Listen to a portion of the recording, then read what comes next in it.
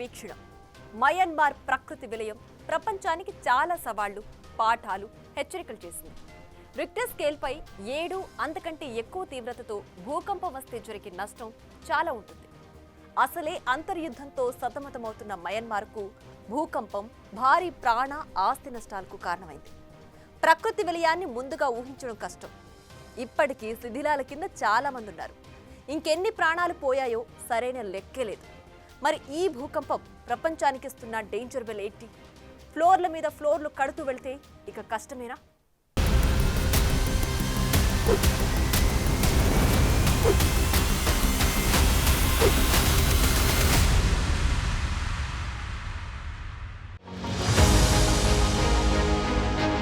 ఎటు చూసినా శిథిలాలు, విలవిలలాడుతూ ప్రాణాలు, రెప్పపాటులో కూలిన భవనాలు,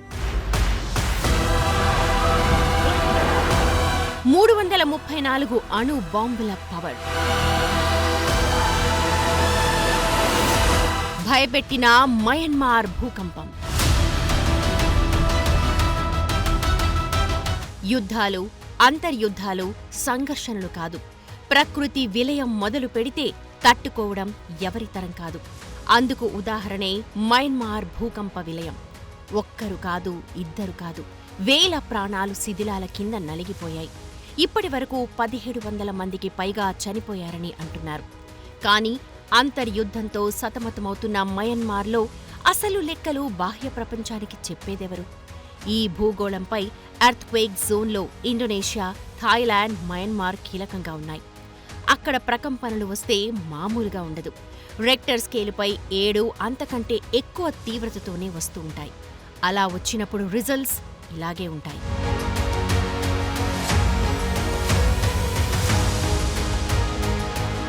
ఓవైపు అంత్యక్రియలు జరుగుతూనే ఉన్నాయి, ఇంకోవైపు శిథిలాల కింద కొత్త మృతదేహాలు బయటపడుతూనే ఉన్నాయి. సహాయక చర్యలకు ఆటంకం కలుగుతోంది.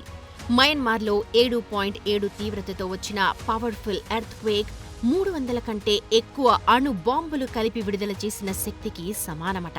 ఈ విషయాన్ని ప్రముఖ అమెరికన్ జియో సైంటిస్ట్ జెస్ ఫీనిక్స్ అంటున్నారు. ఈ భారీ భూకంపం తర్వాత ఆఫ్టర్ షాక్స్ నెలల తరబడి ఉండే అవకాశం ఉంది. అంటే ప్రకంపనలు వస్తూనే ఉంటాయి.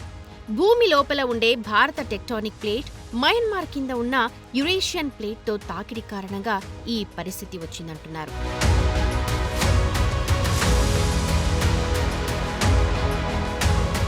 ఈ భారీ భూకంపం తర్వాత మయన్మార్లో రెస్క్యూ కొనసాగుతోంది. అయితే గ్రౌండ్లో పరిస్థితులు అనుకున్నంత ఈజీగా లేవు. ఎక్కడి శిథిలాలు అక్కడే అన్నట్లుగా ఉన్నాయి. దీంతో వాటి నుంచి ప్రాణాలతో బయటపడతారన్న ఆశలు మాత్రం తగ్గిపోతున్నాయి. 40 డిగ్రీల వేడిలో సహాయక చర్యలు వేగంగా జరగట్లేదు. సిబ్బంది కూడా అలసిపోతున్నారు. ప్రకంపనలు కొనసాగుతూ ఉంటే చాలా మంది ఆరు బయటే పెద్ద పెద్ద భవనాలకు దూరంగా నిద్రపోతున్నారు. మండలే నగరంలో కూలిన అపార్ట్మెంట్ బ్లాక్లో శిథిలాల కింద 55 గంటలకు పైగా చిక్కుకున్న గర్భిణీ స్త్రీ కాలు కట్ చేసి మరీ ప్రాణాలు కాపాడాలనుకున్న సిబ్బంది చర్యలైతే ఫలించలేదు.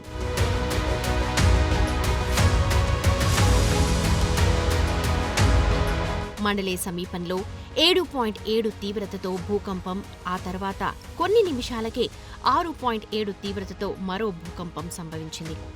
ఈ ప్రకంపనల ధాటికి భవనాలు, వంతెనలు కూలిపోయాయి, రోడ్లు ధ్వంసమయ్యాయి. మధ్య మయన్మార్లో చాలా విధ్వంసం కనిపించింది. బాధితులకు సహాయం చేయడానికి రెడ్ క్రాస్ సంస్థ $100 మిలియన్ సహాయక చర్యలను వేగవంతం చేసింది. మన దేశం కూడా 15 టన్నుల సామగ్రిని పంపింది. మయన్మార్కు భారత్ చేస్తోన్న వైద్య సహాయానికి ఆపరేషన్ బ్రహ్మ అని పేరు పెట్టారు. 5 కోట్లకు పైగా జనాభా ఉన్న మయన్మార్లో సవాళ్లు ఈ భూకంపానికే పరిమితం కాదు. భూకంపానికి ముందే చాలా సవాళ్లతో ఉన్నాయి. 2021లో సైనిక తిరుగుబాటు తర్వాత 4 ఏళ్ల అంతర్యుద్ధంతో మయన్మార్ అతలాకుతలమైంది. భూకంపం తర్వాత కూడా అంతర్గతంగా ఘర్షణలు జరిగాయి. అంతర్యుద్ధం కారణంగా దాదాపు 35 లక్షల మంది నిరాశ్రయులయ్యారు. ఆకలి కేకలు వినిపిస్తూ ఉన్నాయి. ఇప్పుడు భారీ భూకంపంతో ఇంకా పరిస్థితి దిగజారింది.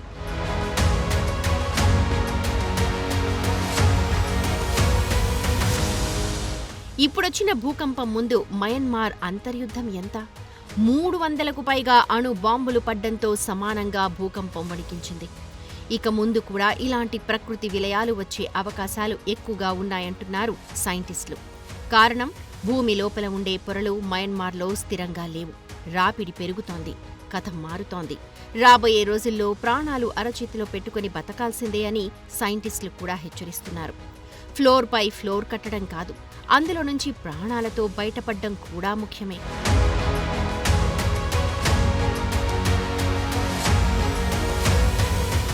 సాధారణంగా భూకంపం నేరుగా మనిషి ప్రాణం తీయదు. కేవలం కూలిన భవనాలతోనే ప్రాణ నష్టం ఉంటుంది. గత చరిత్రను పరిశీలిస్తే భూకంపాలు వచ్చిన సమయంలో 90% మందిని తొలి 3 రోజుల్లోనే రక్షించగలిగినట్లు లెక్కలు చెప్తున్నాయి. భూకంపం వచ్చిన తొలి 24 గంటల్లో స్థానికులు చేతులు, చిన్న చిన్న పరికరాలతో చేపట్టే సహాయక చర్యలు అత్యంత కీలకం. వీరే అత్యధిక మందిని కాపాడుతుంటారు. ఆ తర్వాత self defence force, fire fighters, పోలీసులు మిషనరీతో కూలిన భవనాల దగ్గరికి చేరుకుని కాపాడడం మరో సవాల్తో కూడుకుంది. శిథిలాలు మీద పడితే కొందరు 72 గంటల దాకా బతికే అవకాశాలు ఉంటాయి. శిథిలాల తొలగింపుతో వారిని కాపాడొచ్చు. ఆ తర్వాత కష్టమే. ఇప్పుడు మయన్మార్లో కనిపిస్తోంది కూడా ఇదే.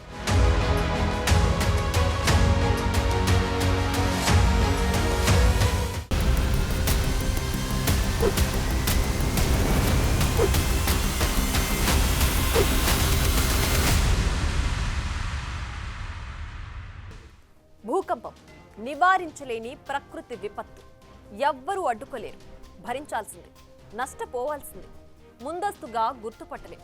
క్షణాల వ్యవధిలో ప్రజలను అలర్ట్ చేయలేం. నిజానికి ఏమీ లేని చోట భూకంపంతో పెద్దగా నష్టం ఉండదు.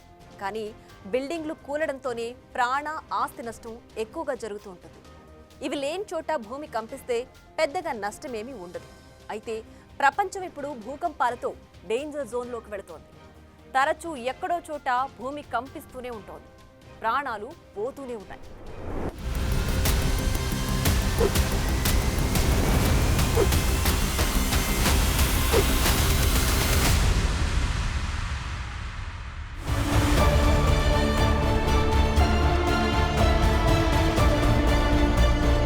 భూమి లోపల ఫలకాలు ఎలా కదులుతూ ఉన్నాయి, అసలు ఎందుకు జరుగుతోందన్నది అంత ఈజీగా గుర్తుపట్టలేం. చాలా నెమ్మదిగా జరిగే ప్రక్రియ ఇది. దీని స్టడీకి కూడా చాలా టైం పడుతుంది. అయితే కొన్ని సిద్ధాంతాల ప్రకారం అంచనాలైతే వేయొచ్చు. లేటెస్ట్గా వచ్చిన భూకంప కేంద్రం 10 కిలోమీటర్ల లోతైన సెంట్రల్ మయన్మార్లో ఉన్నట్లు గుర్తించారు. సగాయింగ్ ఫాల్ట్లో సమీపంలో ఉండే ఈ ప్రాంతంలో తరచూ భూకంపాలు సంభవిస్తూ ఉన్నాయి. భూమి లోపల పొరల్లోని టెక్టానిక్ ప్లేట్స్ బార్డర్స్ గ్యాప్స్ను ఫాల్స్ అంటారు. వీటి మందం కిలోమీటర్ల మేర విస్తరించుంటుంది. ఇవి రెగ్యులర్గా రాపిడికి గురవుతూ ఒకదానితో ఒకటి ఢీకొంటాయి. 2 టెక్టానిక్ ప్లేట్స్ మధ్య భాగమే సగాయింగ్ ఫాల్ట్. భారత టెక్టానిక్ ప్లేట్, మయన్మార్ మైక్రో ప్లేట్ల మధ్య ఉండే సగాయింగ్ ఫాల్ట్ దాదాపు 1200 కిలోమీటర్ల మేర విస్తరించింది. టెక్టానిక్ ప్లేట్స్ నిరంతరం కదులుతూ ఉంటాయి. సగాయింగ్ ఫాల్ట్లో ఈ కదలికలు ఏడాదికి 11 నుంచి 18 మిల్లీమీటర్ల వేగంతో జరుగుతున్నట్లు జియో సైంటిస్టులు అంచనా వేస్తున్నారు. 18 మిల్లీమీటర్లు అంటే చాలా ఎక్కువని, ఈ ప్రభావం మున్ముందు తీవ్రంగా ఉంటుందని అంటున్నారు.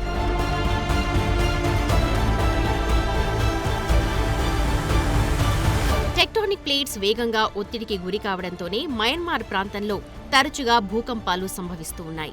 సగాయింగ్ ఫాల్ట్ వల్ల తీవ్రత ఎక్కువ ఉంది. అంతేకాదు, భూకంపాల ముప్పు ఎక్కువున్న రెడ్ జోన్లో మయన్మార్ ఉంది. అంటే ఇక్కడ పరిస్థితులు ఎప్పుడూ ఒకేలా ఉండవు. ఈ ప్రాంతంలో గత 100 ఏళ్లలో రెక్టర్ స్కేల్పై 6 తీవ్రత కంటే ఎక్కువగా 14 భూకంపాలు వచ్చాయి. 2011 నాటి భూకంపంలో 151 మంది చనిపోయారు. ఆ తర్వాత 2016లో 6.9 తీవ్రతతో భూకంపం నమోదు కాగా ప్రస్తుతం 7.7 తీవ్రతతో వచ్చింది. సో భూమి లోపల ఫలకాల్లో కదలికల కారణంగా ఈ భూకంపాలు వస్తూ ఉంటాయి.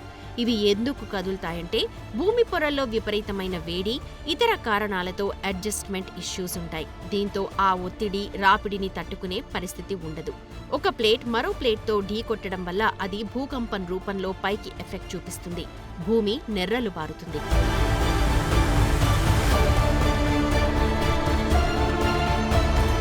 అటు జపాన్కి కూడా భూకంపం ముప్పు ఎక్కువగానే ఉంటుంది. ఇది పసిఫిక్ రింగ్ ఆఫ్ ఫైర్ రీజియన్లో ఉంది.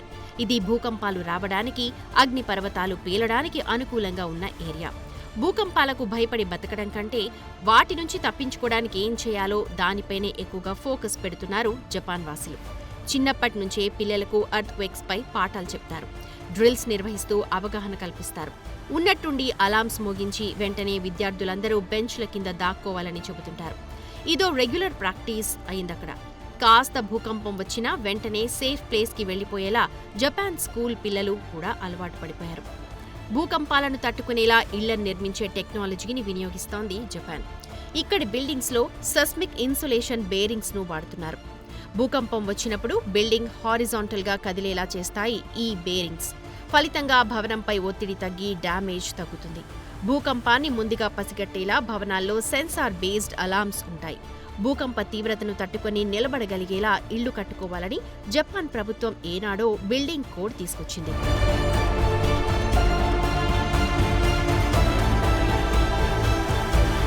మన దగ్గర ములుగు జిల్లాలో 5 తీవ్రతతో వచ్చిన భూకంపం నుంచి జపాన్, ఇండోనేషియా, మయన్మార్, థాయిలాండ్ దాకా జరుగుతున్న పరిస్థితులు భూగోళానికి వార్నింగ్ బెల్స్ గా మారాయి. పెద్ద ఎత్తున బిల్డింగ్స్ కడుతూ పోతే కుదరదు. భూకంపాలను తట్టుకునేలా డిజైన్ చేయడం కూడా ముఖ్యం. ఎందుకంటే భూకంపంతో డైరెక్ట్ గా ప్రాణ నష్టం లేదు. కేవలం బిల్డింగ్లు కూలి శిథిలాల కింద చిక్కుకుని చాలా మంది చనిపోతుంటారు. భూమి పై పొరల్లో 16 ప్రధాన ఫలకాలు ఉంటాయి. 2 ఫలకాలు కలిసే చోటుని ఫాల్ట్ అని పిలుస్తారు. అంటే ఒకవైపు ఉన్న ఒక భూఫలకం ఒక దిశలో, మరోవైపు ఉన్న భూఫలకం మరో దిశలో కదులుతూ ఉంటాయి. నిజానికి ఈ ఫలకాలు చాలా నెమ్మదిగా కదులుతూ ఉంటాయి. అయితే ఒక్కోసారి రెండిటిలో ఒక ఫలకం వేగంగా కదలడం లేదా కిందకు ఒరగడంతో భారీ శక్తి వెలువడుతుంది. దాంతోనే ఎర్త్క్వేక్స్ వస్తుంటాయి.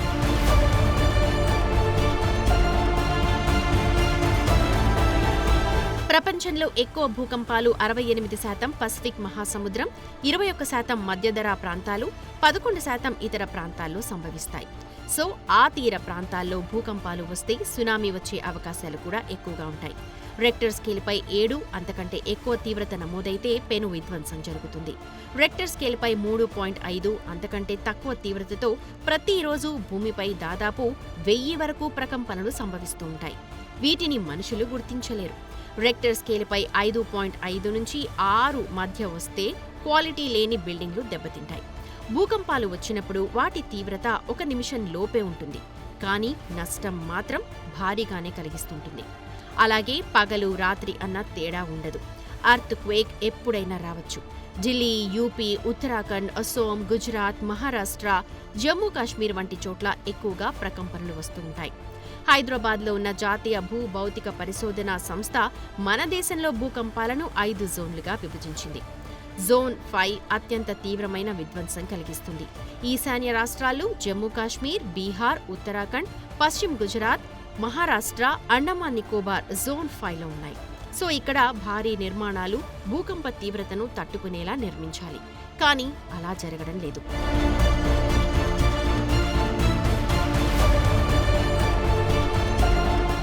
భూకంపాల్లో ప్రాణనష్టం తక్కువగా ఉండాలంటే వాటిని తట్టుకునేలా బిల్డింగ్లు నిర్మించాలి.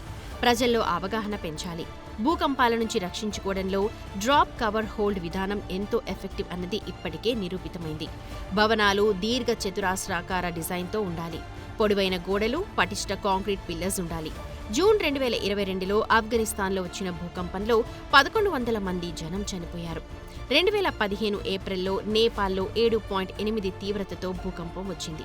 ఇందులో 8800 మందికి పైగా మరణించారు. అలాగే 2011 మార్చిలో జపాన్లో 9 తీవ్రతతో ఎర్త్క్వేక్ వచ్చింది. ఆ తర్వాత సునామీగా మారిందది. ఆ ప్రకృతి విపత్తులో 20,000 మందికి పైగా మృత్యువాత పడ్డారు.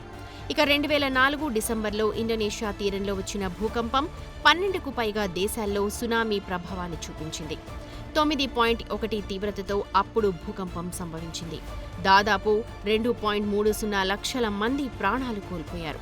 భూకంపాల విషయంలో పెద్ద అప్డేట్ ఏంటంటే భారత టెక్టానిక్ ప్లేట్ యురేషియన్ ప్లేట్ కిందకు వెళుతున్నట్టు సైంటిస్టులు గుర్తించారు.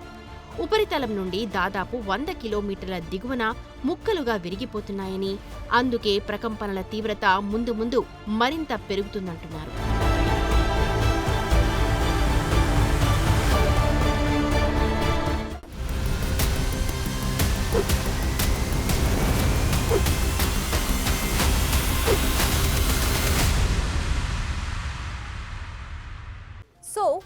ప్రకృతి విలయాల్లో కొన్నింటిని అంచనా వేయొచ్చు, కొన్నింటిని వేయలేం.